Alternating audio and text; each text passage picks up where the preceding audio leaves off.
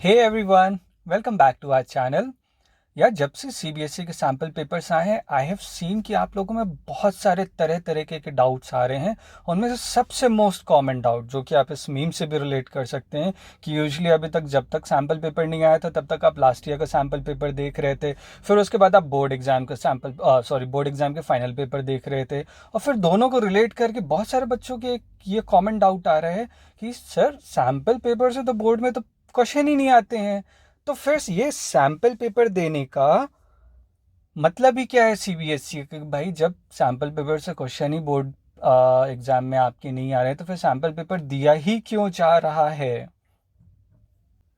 सी CBSE ने या फिर कोई भी इंस्टीट्यूट कभी भी ये नहीं कहता है कि जो वो सैम्पल पेपर में क्वेश्चंस दे रहा है वही आपके बोर्ड एग्जाम में क्वेश्चन आएंगे। देखिए, सैम्पल पेपर का फंडा क्या होता है? कोई भी एग्ज़ाम आप देने जा रहे हैं तो उसके स्ट्रक्चर के बारे में आपको मालूम होना चाहिए। अब जैसे सीबीएसई ने अपने सैम्पल पेपर्स में ये स्टेट करके रखा है कि इतने इतने सेक्शंस होंगे। सेक्शन ए में जो है मल्टीपल चॉइस क्वेश्चन आएगा, सेक्शन बी में आपके वेरी शॉर्ट आंसर्स आएंगे, सेक्शन सी में आपके शॉर्ट आंसर्स आएंगे। तो अगर ये सारी चीज़ें आपको पता नहीं होगा तो आप तैयारी कैसे करोगे? तो सैम्पल पेपर का मेन मोटो रहता है कि आपकी तैयारी को एक सही डायरेक्शन मिले कि किस फॉर्मेट में आपको तैयारी करनी है और किस डायरेक्शन में आपको तैयारी करनी है ना? नहीं तो आप, भाई ठीक है, अब फिर बच्चा अगर आपको सैम्पल पेपर नहीं देंगे तो आप सिर्फ मान लीजिए फॉर एग्जांपल सिर्फ लॉन्ग आंसर ही आप तैयार करके जा रहे हैं, या लास्ट ईयर का पैटर्न अगर फॉलो कर रहे हैं तो सिर्फ ऑब्जेक्टिव क्वेश्चन ही तैयार करके जा रहे हैं, तो फिर एग्जाम में तो पेपर डिफरेंट आ जाएगा ना, तो आप कंफ्यूज हो जाएंगे। सो इसीलिए किसी तरीके का कोई कॉन्फ्यूजन नहीं हो या कोई कंट्रोवर्सी नहीं हो, इसीलिए सीबीएसई एक सॉर्ट ऑफ अपना ब्लूप्रिंट दे देता है कि हमारा क्वेश्चन पेपर, जो फाइनल क्वेश्चन पेपर रहेगा, वो इस हिसाब से रहेगा। ठीक है, बट दैट डजंट मीन कि सैम्पल पेपर्स के क्वेश्चन आपके बोर्ड एग्जाम में आएंगे। मे भी गलती से, बहुत लकी हुए आप लोग, मे भी कभी गलती से एक आध क्वेश्चन फंस गया तो फंस गया, बाकी बिल्कुल भी ऐसा नहीं होता है। अब सेकंड मोस्ट कॉमन क्वेश्चन आते हैं बच्चों की कि क्या मैथ्स में हमें स्टेप्स की मार्किंग होती है अगर हमने आंसर भी गलत कर दिया है? तो जी हाँ, अगर आपका आंसर गलत आ रहा है बट आपने शुरू में जो स्टेप्स फॉलो किए हैं वो सही लिखे हैं तो आपको मार्क्स मिलेंगे। सीबीएसई ने अपने सैम्पल पेपर्स में भी ये देख सकते हैं कि जैसे ये एक लाइक फॉर एक एग्जांपल के लिए मैंने एक छोटा सा स्नैपशॉट रखा हुआ है कि लाइक क्वेश्चन नंबर 23 में जो है ये 2 मार्क्स का क्वेश्चन था। इधर आपने 2 स्टेप लिखे हुए हैं तो वो डिपेंड करता है कि स्टेप का वैल्यू कैसा है ना? तो यहाँ पास 2 स्टेप्स के इन्होंने हाफ ऑफ मार्क्स दिए हैं और जो फाइनल आंसर है उसका आपका 1 मार्क्स दिया है। तो अगर आप ये दो, लाइक आपके भी एग्जाम में इसी तरह क्वेश्चन आता है, तो आप इनिशियल के अगर स्टेप्स सही लिख रहे हो, अब बाद में हो सकता है कुछ भी, लाइक कोई भी कंडीशन आती है कि आपको फॉर्मूला नहीं याद आ रहा है या फिर कोई भी चीज़ है कि आप चीज़ें नहीं रिलेट करने पा रहे हो और आपका आंसर सपोज 45 आना चाहिए बट आप 40 लिख रहे हो, तो आपका उस आंसर का मार्क्स कट जाएगा, बट जो ऊपर के 2 स्टेप आपने लिखे हैं उसके मार्क्स मिलेंगे। तो इस सवाल का जवाब है हाँ, अगर आप स्टेप सही लिखते हो और आपका आंसर गलत होता है, और वैसा वर्सा कि मे बी अगर आप स्टेप थोड़े बहुत, अब ये नहीं कि अब किसी और लाइक टॉपिक का क्वेश्चन पूछा, आप किसी और टॉपिक का स्टेप लिख रहे हो तो मार्क्स बिल्कुल भी नहीं मिलेंगे। बट कभी ऐसा होता है कि आपने स्टेप्स थोड़े बहुत गलत कर दिए बट आपका आंसर सही आ गया, तो आपको आंसर्स के भी मार्क्स मिलेंगे, बट स्टेप्स के वहाँ मार्क्स कट जाएंगे तो फुल मार्क्स नहीं मिलने पाएंगे। तो दोनों का वैसा वर्सा होता है। तो ये कॉमन डाउट रहता है, तो इस कॉमन डाउट का आंसर है हाँ, आपको स्टेप्स के भी मार्क्स मिलते हैं।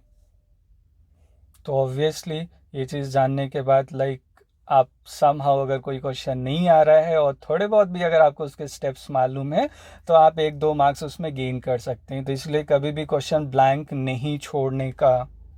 अगर आपको थोड़ा बहुत भी उस क्वेश्चन के बारे में कुछ भी मालूम है तो स्टेप्स तो एटलीस्ट आप लिखो ही लिखो, 1-2 मार्क्स तो आप गेन करोगे ही करोगे। ओके, सो सेकेंड, अब अगला डाउट, मेन क्वेश्चन क्या आ जाता है बच्चों के अंदर? जो भी हम आंसर्स लिख रहे हैं, क्या एग्जामिनर, जैसे वर्ड लिमिट दी हुई है कि वेरी शॉर्ट आंसर में 40 वर्ड्स की दी हुई है, शॉर्ट आंसर्स में 60 वर्ड्स की दी हुई है, लॉन्ग आंसर्स में 120 वर्ड्स की दी हुई है, तो क्या एग्जामिनर बैठ के एक एक वर्ड आपका काउंट करता है क्या? ये बहुत ज़्यादा बच्चों के क्वेरीज आते हैं कि हमें एग्जैक्ट 40 वर्ड्स लिखने हैं कि 60 वर्ड्स लिखने हैं कि 120 वर्ड्स लिखने हैं।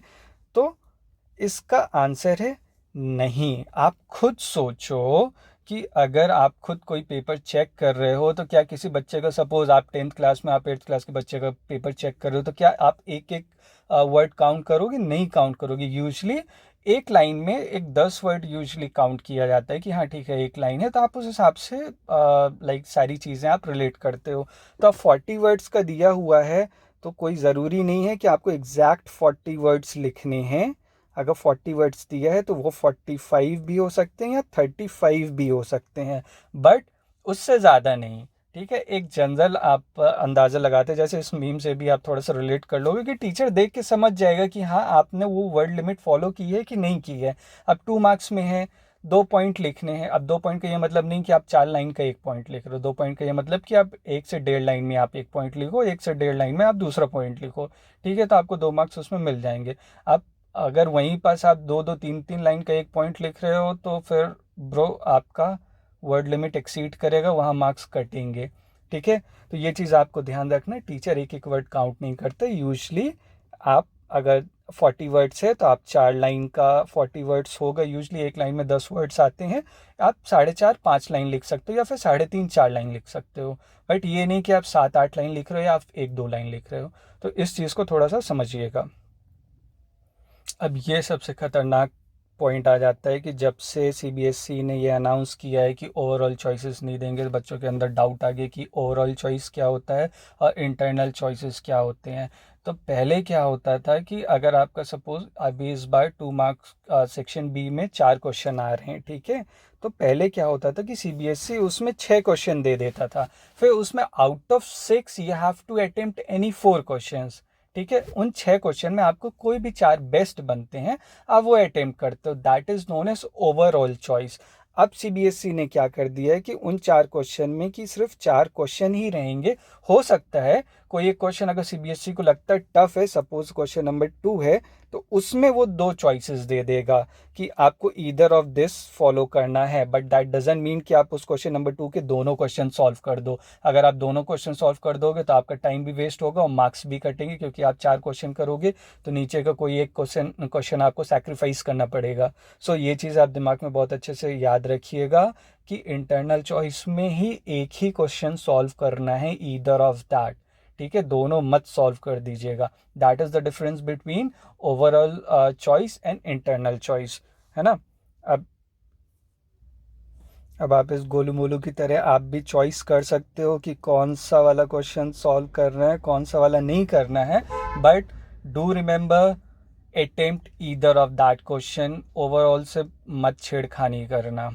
ठीक है, सो अभी तक आई हैव सीन कि ऑलमोस्ट इतनी ही क्वेरीज, अभी कुछ कॉमन क्वेरीज मैंने देखी है। अगर आपके कुछ और क्वेरीज हैं तो उस पर मैं एक अलग से वीडियो बना दूंगा, बट अभी तक जो भी हमने डिस्कस किया है तो वो सारे, आई होप आपके सारे डाउट्स क्लियर हो गए होंगे।